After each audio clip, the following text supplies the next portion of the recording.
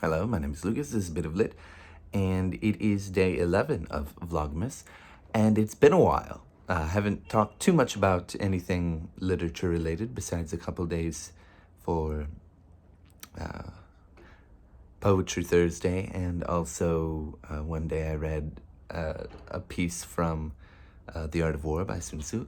And now, finally, a couple days ago actually, I finished The Phantom Tollbooth by Norton with illustrations by Jules Pfeiffer. And it also has an appreciation by Maurice Sendak. Now, I've never read this book before until just recently. And it is a treasure. It is full of fun, creative wordplay. It's really whimsical. It reads very much like Alice in Wonderland, except with a boy and a dog named Talk that always tick, tick, tick, tick, tick, tick, tick, tick, tick, tick, tick, tick, ticks. And he meets all kinds of wacky characters. He meets the humbug, the spelling bee, and they are bugs. One is a bug that is always causing some kind of trouble with the things he says. And the spelling bee spells things. And, Talk has a brother named Tick that always makes the sound talk, talk, talk, talk, talk, talk, talk. Anyway, he goes on an adventure. There's actually a map in here, which is really cool. He's kind of a young boy who wastes his time early on and doesn't really care to go where he's going or be where he's been or anything like that. And then a toll booth shows up at his house, or shows up for him, and he's given instructions and some coins to use it, and it takes him to this wonderful place, the Kingdom of Wisdom, with the Sea of Knowledge. There's conclusions, more land up at the top, to other places. There's Digitopolis, the Forest of Psi, Illusions and Reality in there, the Valley of Sound, Mountains of Ignorance, where demons are. Yeah, you can see here, to and from the toll booth. It's a little blurry there, but that's where, right there, to and from the toll booth. The doldrums over here, and they don't want to get anything done there, and it's just amazing. Dictionopolis over there, and Digitopolis up closer to the Mountains of Ignorance. And in this place, in this Kingdom of Wisdom, Rhyme and Reason, the princesses, have gone missing. They're trapped.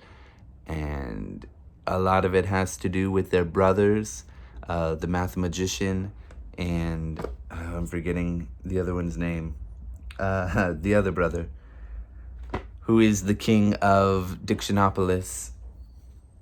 They couldn't agree on what is more important, words or numbers, or are they equally important? And this caused a huge divide, a huge friction, caused a lot of problems, and ended up with Rhyme and Reason going missing. And it's just really bizarre. Such a bizarre book. I would like... Where is that page? I'd like to read a little bit. Just to give you an idea of when when he's in the doldrums. Okay. The people in the doldrums tell them their schedule. Tell him their schedule about how busy they are. At 8 o'clock, we get up, and then we spend from 8 to 9 daydreaming. From 9 to 9:30, we take our early mid-morning nap. From 9:30 to 10:30, we dawdle and delay. From 10:30 to 11:30, we take our late early morning nap. From 11:30 to 12, we bide our time and then eat lunch. From 1 to 2, we linger and loiter. From 2 to 2:30, we take our early afternoon nap. From 2:30 to 3:30, we put off for tomorrow what we could have done today. From 3:30 to 4, we take our early late afternoon nap. From 4 to 5, we loaf and lounge until dinner. From 6 to 7, we dilly-dally. From 7 to 8, we take our early evening nap. And then for an hour before we go to bed at 9, we waste time. And around here, you know, they have a little conversation, and that's when talk comes in. Yeah. Everyone, tell me, he yawned, for he felt ready for a nap now himself. Does everyone here do nothing? Everyone but the terrible watchdog, said two of them, shuddering in chorus. He's always sniffing around to see that nobody wastes time. A most unpleasant character. The watchdog? Said Milo quizzically. The watchdog, shouted another, fainting from fright from racing down the road, barking furiously. And kicking up a great cloud of dust was the very dog of whom they had been speaking. Run! Wake up! Run! Here he comes! The watchdog! Great shouts filled the air with the lethargarians. Because they're lethargic, scattered in all directions and soon disappeared entirely. Exclaimed the watchdog as he dashed up to the car, loudly puffing and panting. Milo's eyes opened wide, for there in front of him was a large dog with a perfectly normal head, 4 feet and a tail, and the body of a loudly ticking alarm clock. What are you doing here? Growled the watchdog. Just killing time, replied Milo apologetically. You see, killing time! Roared the dog so furiously that his alarm went off. It's bad enough wasting time without killing it, and he shuddered at the thought. Why are you in the doldrums anyway? Don't you have anywhere to go? And then we've got some great drawings, some illustrations.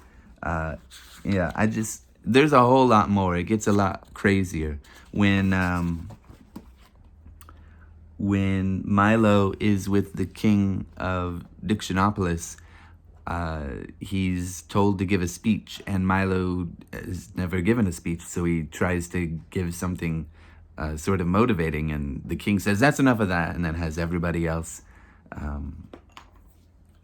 give their speech, and they just suggest that they're going to have food. Yeah, here we go, right there. And it's just very crazy because they say their speeches are food, and then they're literally made to eat their own words. And the king is disgusted with Milo's choices. When he meets the mathematician, he has an argument about, I guess sort of the importance of numbers, and the mathematician says, how can you do all these things without this number? How can you do this? How can you have 4 square without the 4? How can you do this kind of thing? That's not his example, but now I'm forgetting them. There's also, there's just so many crazy characters. There's this boy here that grows down instead of up. And there are these characters that are all like the Duke and the Earl and the what have you. Where is it? Where are they? Anyway. Okay. Yeah.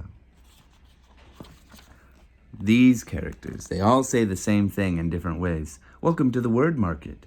And from across the square, 5 very tall, thin gentlemen, regally dressed in silks and satins, plumed hats, and buckled shoes, rushed up to the car, stopped short, mopped 5 brows, caught 5 breaths, unrolled 5 parchments, began talking in turn. Greetings, salutations, welcome, good afternoon, hello. Azaz the Unabridged. That's his name, the king. King Azaz the Unabridged.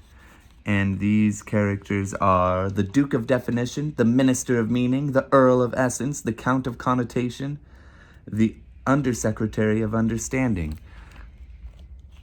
Anyway, I hope I have in some way illustrated just how bizarre and wild and wacky these characters are. The demons in the mountains of ignorance are just a delight, just a treasure. And, of course, Milo learns, time is valuable, and words are important, numbers are important, and there's a lot you can do instead of wasting time.